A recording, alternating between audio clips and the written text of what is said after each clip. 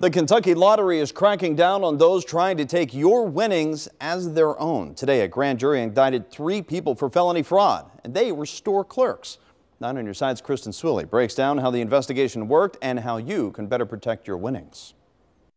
Undercover security personnel with the Kentucky Lottery walked into stores with $18,000 lottery ticket winners.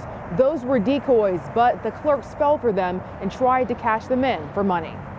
It's ridiculous that people would even think of doing stuff like that. Caden Warnock is a cashier here at Save on 6. He says the lottery is a lifeline for business. That was, I'd say, at least 60% of our population, or people coming in here during when those were record numbers, were getting lottery tickets easily. Which is why he can't believe what 3 retail employees in his position are accused of trying to do in Louisville.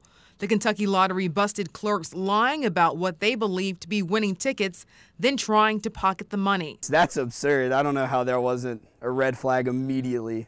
That's $18,000's a ton of money. That's insane. Amy Snow is crossing her fingers for a Mega Millions or Powerball win and hopes these remain isolated cases. You can't win if you don't play, but in this situation, it sounds like you can't win anyway.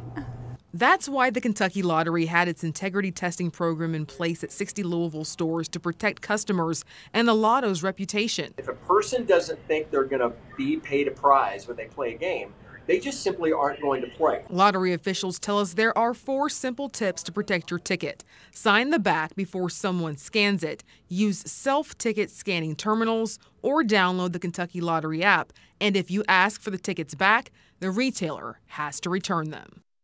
The lottery tells us it wants to send a clear message. They are cracking down and making sure that no more of this alleged fraud happens in any of their other retailers. But we do want to make it clear right now, only stores in Louisville have been implicated in this, none here in the tri-state. Reporting in Covington, Kristen Swilley, 9 on your side.